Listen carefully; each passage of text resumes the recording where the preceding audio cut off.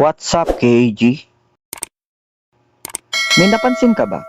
Ang hirap kumastos ng 1,000 pero sobrang daling ubusin ng 100 pesos araw-araw. Pang milk tea, online sale, tapos food delivery kinabukasan.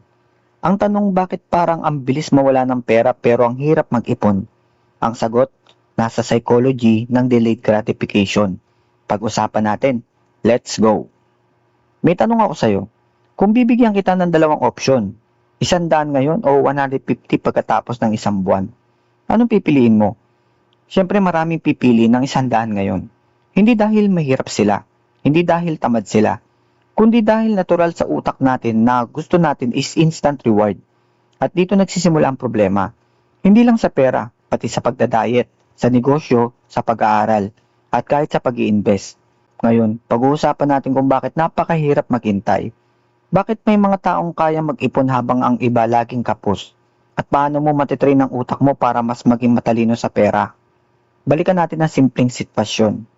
May sweldo ka ngayon, plano mo mag-ipon, pero pagdaan mo sa mall, may sale. Pagbukas mo ng Shopee, may free shipping. Pag scroll mo sa Facebook, may bagong gadget. Biglang parang deserve mo lahat. Hindi dahil sa mahina ka. Normal lang naman yon. Ang tawag dito ng mga psychologists, present bias. Mas pinapahalaga ng utak natin ang reward ngayon kaysa sa mas malaking reward sa future. Parang bata. Kapag binigyan mo ng candy ngayon, hindi niya na iniisip kung mas marami pa siya makukuha mamaya. Ganito rin ang karamihan ng mga adults.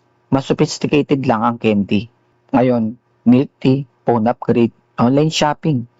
May isang sikat na experiment na tinatawag na marshmallow test. Pinapili ang bata, isang marshmallow ngayon o dalawang marshmallow kapag nakapag-antay sila.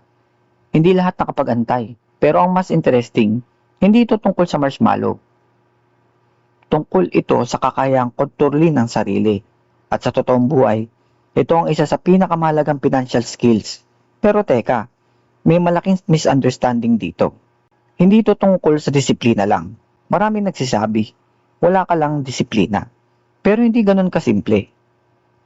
Kapag stress ka, kapag pagod ka, kapag kulang ka sa tulog, mas gusto ng utak ang instant happiness. Kaya mapapansin mo, kapag galing ka sa stressful na trabaho, mas gusto mo nang umorder, mas gusto mong bumili, mas gusto mong gumastos.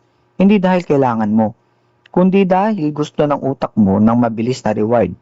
Ito ang dahilan kung bakit maraming tao ang paulit-ulit sa parehong cycle. Sweldo, gastos, hintay ulit.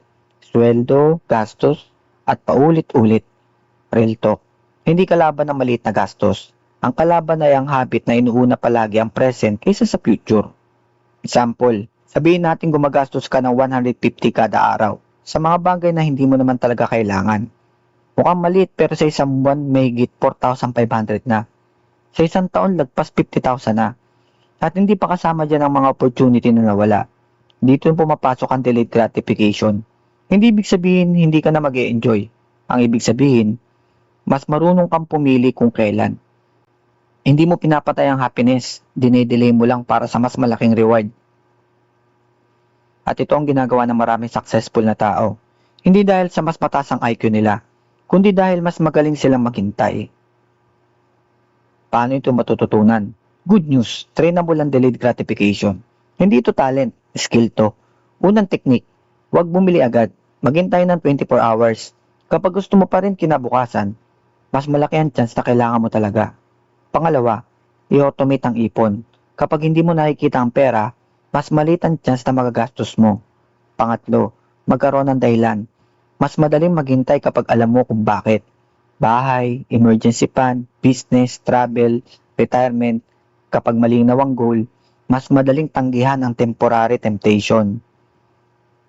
Ngayon, dito napapasok ang isang concept na madalas kong binabanggit. Hindi ito tungkol sa pagiging mayaman overnight. Hindi ito tungkol sa hype. Hindi rin ito tungkol sa sugal. Ang tunay na investing ay delayed gratification. Halimbawa, may extra kang 100. Pwede mo itong gastusin ngayon.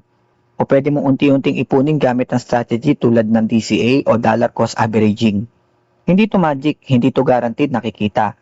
Pero tinuturuan nito ang sarili mong unahin ng long term kaysa instant reward. At para sa akin, ito ang pinakamahalagang lesson. Hindi lang lumalaki ang investment mo, lumalakas din ang disiplina mo. At iyon ang mas mahirap bilhin. Ang strength nito, nakakabuo ka ng habit. Ang weakness, kailangan ng pasensya. At maraming sumuko dahil gusto agad ng resulta. Kaya hindi ko nire-recommenda ito sa mga tao naghahanap ng mabilisang pera. Ire-recommenda ko ito sa mga taong gustong baguhin ang mindset niya habang unti-unting nag-iipon. Kung may isang bagay kang tatandaan sa video na to, ito yun. Ang future mo ay binubuo ng maliit na desisyon na ginagawa mo araw-araw. Hindi ka yayaman sa isang malaking desisyon. Pero pwede kang yumaman sa libu-libong tamang maliit na desisyon. Kaya sa susunod na gusto mong bumili, tanungin mo muna ang sarili mo. Instant happiness lang ba to o makakatulong ito sa future ko? Baka doon magsimula ang pinakamalaking pagbabago sa buhay mo. Kung nagustuhan mo ang mga ganitong klase ng content tungkol sa mindset, pag-iipon, investing at crypto para sa mga beginners, subscribe na para hindi mo ma-miss ang mga susunod nating usapan.